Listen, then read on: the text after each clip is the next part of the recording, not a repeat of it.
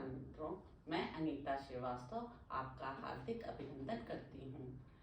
श्रीमद् वाल्मीकि रामायण में आज का प्रसंग है ब्रह्मा जी की प्रेरणा से देवता आदि के द्वारा विभिन्न वानर युद्धपतियों की उत्पत्ति।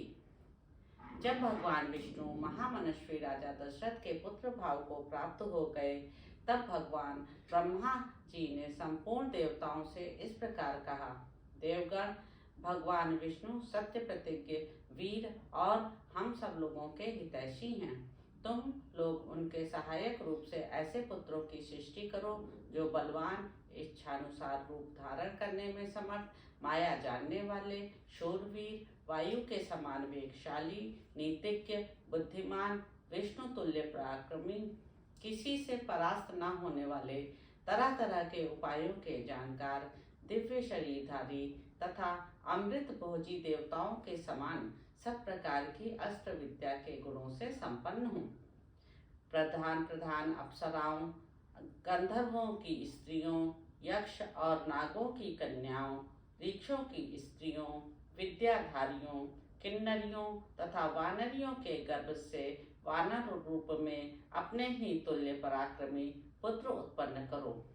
मैंने पहले से ही ऋक्षराज जाम्बवान की सृष्टि कर रखी है। एक बार मैं जमाई ले रहा था, उसी समय वह सहसा मेरे मुख से प्रकट हो गया। भगवान ब्रह्मा के ऐसा कहने पर देवताओं ने उनकी आज्ञा स्वीकार की और वानर रूप में अनेकानेक पुत्र उत्पन्न किए। महात्मा, ऋषि, सिद्ध, विद्याधर, नाग और चारणों ने भी वन में विचरने वाले वानर भालुओं के रूप में वीर पुत्रों को जन्म दिया।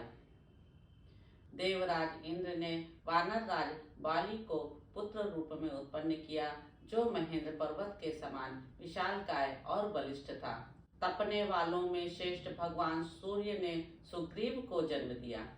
बृहस्पति ने तार नामक महाकाय वानर को उत्पन्न किया, जो समस्त वानर सरदारों में परम बुद्धिमान और श्रेष्ठ था। तेजस्वी वानर गंधमादन कुबेर का पुत्र था। विश्वकर्मा ने नल नामक महान वानर को जन्म दिया। अग्नि के समान तेजस्वी श्रीमान नील साक्षात अग्निदेव का ही पुत्र था। वह पराक्रमी वानर तेज, यश और बल वीर्य में सबसे बढ़कर था। रूप वैभव से संपन्न सुंदर रूप वाले दोनों अश्विनी कुमारों ने स्वयं ही मैंद और द्विविद को जन्म दिया था। वरुण ने सुषेण नामक वानर को उत्पन्न किया और महाबली पर्जन्य ने शरभ को जन्म दिया। हनुमान नाम वाले ऐश्वर्यशाली वानर वायु देवता के औरस पुत्र थे। उनका शरीर वज्र के समान सुदृढ़ था। वे तेज चलने में गरुण के समान थे। सभी श्रेष्ठ वानरों में वे सबसे अधिक बुद्धिमान और बलवान थे। इस प्रकार कई हजार वानरों की उत्पत्ति हुई। वे सभी रावण का वध करने के लिए उद्यत रहते थे। उनके बल की कोई सीमा नहीं थी। वे वीर पराक्रमी और इच्छानुसार रूप धारण करने वाले थे। गजराजों और पर्वतों के समान महाकाय तथा महाबली थे। ऋक्ष, वानर तथा गोलांगुल जाति के वीर शीघ्र ही उत्पन्न हो गए। जिस देवता का जैसा रूप, वेश और पराक्रम था, उससे उसी के समान पृथक पृथक पुत्र उत्पन्न हुआ। लंगूरों में जो देवता उत्पन्न हुए, वे देवावस्था की अपेक्षा भी कुछ अधिक पराक्रमी थे। कुछ वानर रीछ जाति की माताओं से उत्पन्न हुए तथा कुछ किन्नरियों से उत्पन्न हुए। देवता, महर्षि, गंधर्व, गरुण, यशस्वी यक्ष, नाग, किमपुरुष, सिद्ध, विद्याधर तथा सर्प जाति के बहुसंख्यक व्यक्तियों ने अत्यंत हर्ष में भरकर सहस्त्रों पुत्र उत्पन्न किए। देवताओं का गुणगान करने वाले वनवासी चारणों ने बहुत से वीर विशालकाय वानर पुत्र उत्पन्न किए। वे सब जंगली फलमूल खाने वाले थे। मुख्य मुख्य अप्सराओं, विद्याधरियों, नाग कन्याओं तथा गंधर्व पत्नियों के गर्भ से भी इच्छानुसार रूप और बल से युक्त तथा स्वेच्छानुसार सर्वत्र विचरण करने में समर्थ वानर पुत्र उत्पन्न हुए। वे दर्प और बल में सिंह और व्याघ्रों के समान थे। पत्थर की चट्टानों से प्रहार करते और पर्वत उठाकर लड़ते थे। वे सभी नख और दांतों से भी शस्त्रों का काम लेते थे। उन सबको सब प्रकार के अस्त्र शस्त्रों का ज्ञान था। वे पर्वतों को भी हिला सकते थे और स्थिर भाव से खड़े हुए वृक्षों को भी तोड़ डालने की शक्ति रखते थे। अपने वेग से सरिताओं के स्वामी समुद्र को भी क्षुब्ध कर सकते थे। उनमें पैरों से पृथ्वी को विदीर्ण कर डालने की शक्ति थी। वे महासागरों को भी लांघ सकते थे। वे चाहें तो आकाश में घुस जाएं, बादलों को हाथों से पकड़ लें तथा वन में वेग से चलते हुए मतवाले गजराजों को भी बंदी बना लें। घोर शब्द करते हुए आकाश में उड़ने वाले पक्षियों को भी वे अपने सिंहनाद से गिरा सकते थे।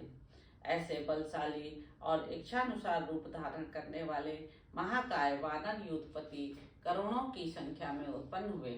वे वानरों के प्रधान यूथों के भी यूथपति थे।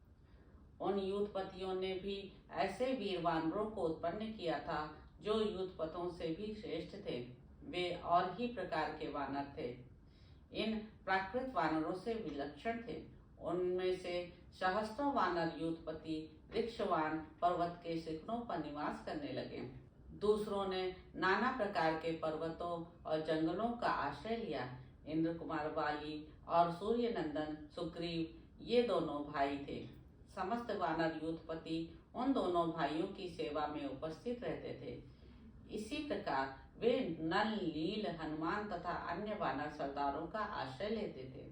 वे सभी गरुण के समान बलशाली तथा युद्ध की कला में निपुण थे। वे वन में विचरते समय सिंह, व्याघ्र और बड़े बड़े नाग आदि समस्त वन जंतुओं को रौंद डालते थे। महाबाहु वाली महान बल से संपन्न तथा विशेष पराक्रमी थे। उन्होंने अपने बाहुबल से रीक्षों, रंगूरों तथा अन्य वानरों की भी रक्षा की थी।